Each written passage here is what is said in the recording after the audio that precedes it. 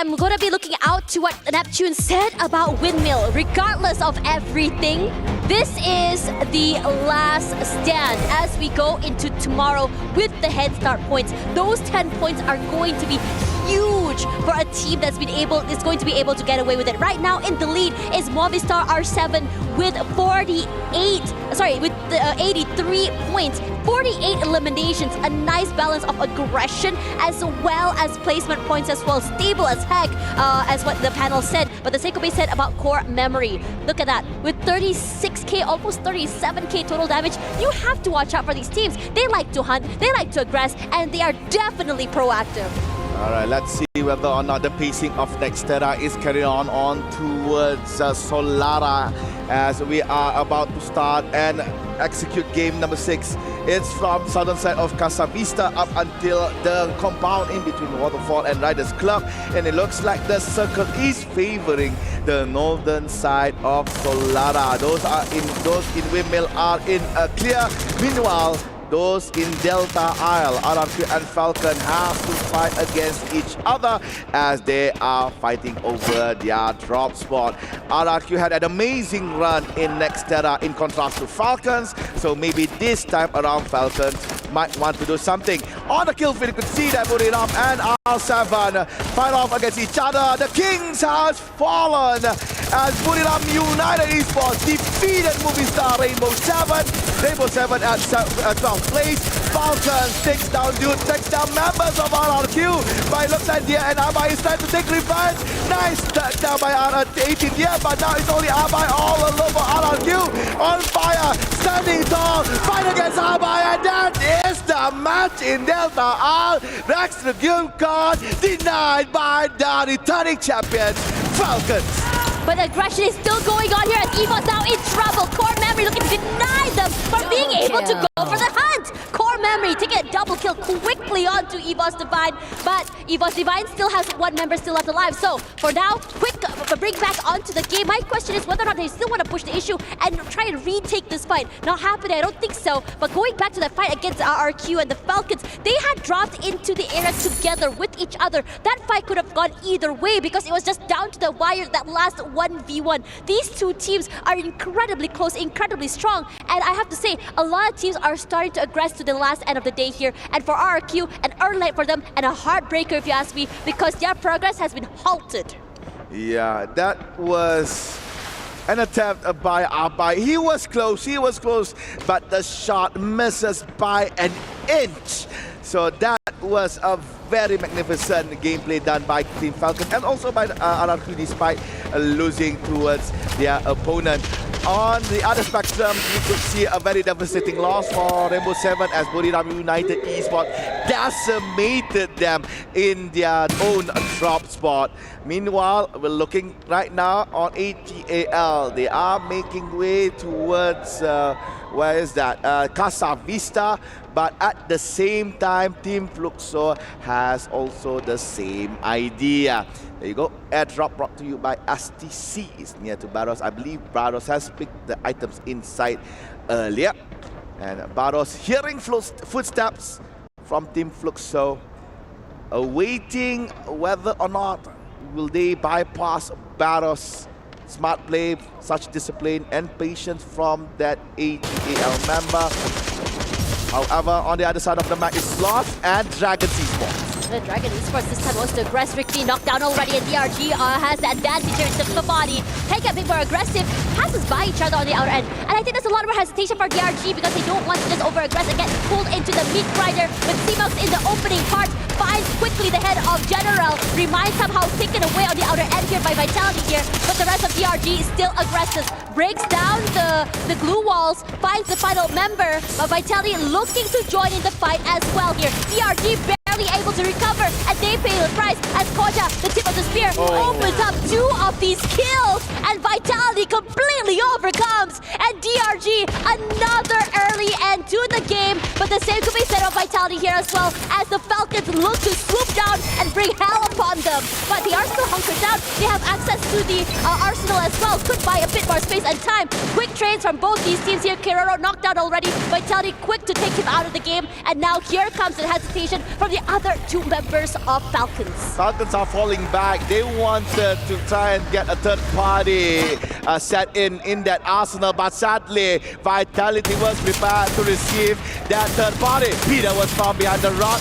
Another point towards Vitality. Despite being in last place currently in the overall standing of the point rush stage, they are still in their own roaring spirit to still perform in a Solara. So Vitality is now on fire. However, AG.AL is in the goal as they lost Chinoy towards Pain Gaming and Dew running away with the car, trying to prolong that logo of AG.AL in Solara. Honestly, I am quite surprised at Vitality's performance. Granted, they start the game here at last place, and they brought the heat, they brought the fire. They realized that it's not over till it is over here. As EVOS on the back foot, they don't have advantage in terms of terrain, but they want to change that. As Pain forced to play a little bit more back, Nuda doesn't not like to relent, and he eats a lot of damage. Looks to reposition, a jump peek forward, finds nothing quite yet, and they are waiting. The only thing, everything in the situation thrown to the table. Nuda first one to fall. Aim got looking to rush forward here. They move in tandem. Peter eating a lot of damage. Rushes up forward. More damage done as well, as every single one of the members of EVOS Divine looks to rush forward.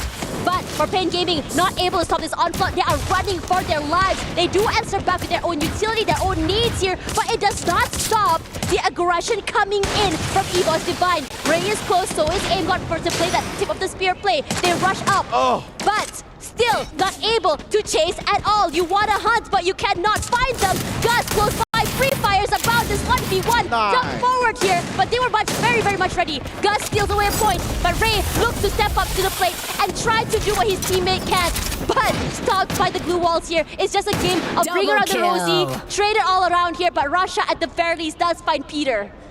TV Tower has a lot of noise in it as Pain Gaming is still yet to settle their fight with EVOS Divine.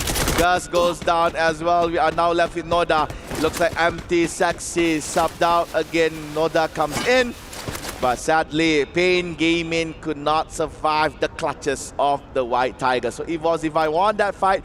TV Tower is theirs. And looking at the update of the next zone, it's going towards northern side again for the second time. It's going to be Riders Club and Fun Fest, a little bit of Waterfall, and teams on the south such as AG.AL and Peter has a lot of ground to cover in order to enter the new zone. Meanwhile, Brookstone still around their side. Peter was found by Sci-Fi by AG.AL. Sadly, Peter could not prolong himself in Solara, giving 1 point, their first point to AG.AL.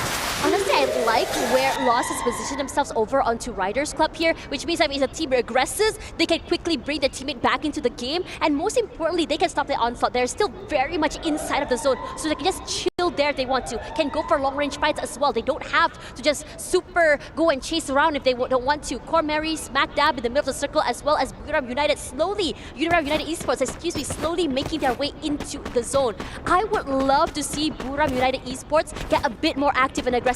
They are known to be a team that can explode onto certain maps. We saw that on day 1, map 1. We saw that today onto the first map as well. They were able to just take a hold on their fort against 3 different teams. So for me personally, waiting for the right moment for this team to really wake up and shock us is what I am super excited for. Lost and Buram United Esports is going to meet with each other here in Waterfall. Lost will be on the north, Buram United Esports will be in the south. So Waterfall, not much compound can be used here, a few houses here and there. However, the distance between the compounds are quite large in comparison to the other point of interest in Solara. Joanna cooking the grenade, hitting no one actually. Meanwhile, Moshi hitting a lot of bullets from members of Lost. What a dash! Nice dash by Rigby, taking down Moshi. Buram United Esports is now remain with only 3. Get High has to find time to recover. General and Rigby right in front. Rounder tries to come in closer to provide that third man backup for Team Lost. Rigby could not find anyone, but Wasana was found by General. Wasana running back. General knowing that they are nearby. They entered the house, could not get away from Lost. General sticking his bullet on towards Wasana, but it looks like Wasana took General down. Get high together with Rauna. Get high is on the ground, but Wasana with the revenge. 5 HP, but nah. Loss is the winner. Buriram United Esports at 9th place. And this is heartbreaking, honestly, because Buriram United Esports were the ones with the advantage. It was just one player jumping around, being a bit more slippery. It felt like Buriram United Esports sort of just got a bit more overwhelmed, perhaps overheated here, as they got a bit more greedy when it comes to those points, and they were severely punished for it as well. Now, in terms of rotations, a lot of teams coming from southern side, looking at Pain, looking at EVOS Divide. The take will be said about Core Memory here. Whatever Core Memory right smack dab in the middle of the circle, that advantage is gone because it pulled toward Riders Club and lost probably kicking themselves for deciding to rotate away from the stronghold, and now it's in possession by Pain Gaming. The monster truck blocked the trajectory of the grenade thrown by AG.AL.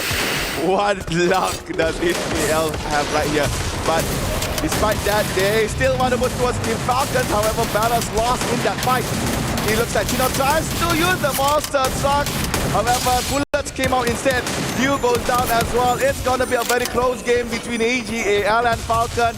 Peter ring around the Rosie together with Saifa using the glue walls that is being made by AG.AL. Saifa takes Peter, but at the same time limits. Provide that long range backup, taking down Peter. However, Saifa managed to get back to his feet. So it's only limit left here for Team Falcons. A good execution done here by AG.AL. They might want to leave limit to himself. It's better off AG.AL. Find all the resources nearby, all the bounty that they have made in order to find enough coins, enough resources to revive back his fallen teammates. Winner for Falcon, limit is on the bad end of the stick as Motavia found him all alone. AWC, but nah, man, your head is just too big for me. There goes Motavia. Pain Gaming lost one member, but Limit has to fight with the zone. I'm not so sure whether or not he has enough mech to do this. He has 7, so he's fine. It's just that the mission for him to revive on fire Peter and Kiroro is superbly hard. Not going to be the easiest as well, but Falcons have done a phenomenal job so far already. They've already survived this long, and most importantly, 8 eliminations, but he's slowly but surely making sure that he's going to be able to steal away some extra points if he were to go down here. But that point stolen away here by Rasha, denying him the 1 extra point, and Limit must be so frustrated right now. I know I would be, as Limit makes his way into the circle. Not even a close by area for him to go for a revive as well. Not the easiest situation with Vitality coming in front, and Vitality is on fire. This is rough, and he does eventually get eliminated to that zone. Yeah, there you go. Falcons 7th place. I would like to say that the zone to me looks so nice. It ends inside Riders Club at the main building. So now we're looking at Rasha got caught by Kuga with his woodpecker, but yep, Core Memory took down Saifa so easy, so clean. So AG.AL 6th place. EVOS Coachil managed to actually get back Rasha up to his feet, but Core Memory is hunting. Okay, we're back. All right, good. Cougar tries to go for the push. Skylar nicely put by Zad. Exposing Coachil. Goes down Coachil. Now it's only Rasha all alone. Will the Wonder Kid go for the plus? Nah, man. There you go. Core Memory takes down EVOS Divide. But at the same time, Vitality is disturbing the pathing that is trying to be took by Core Memory. Fly goes Dawn. ZS1 is still waiting outside of the zone together with Kuga. Zed is safe. Kuga, will he be the same? Yup, safe as well. Vitality is the opportunity to get Core Memory, but at the same time lost. Nice grenade with the Alvaro cluster, but sadly could not hit all 3 members of Core Memory's KOG.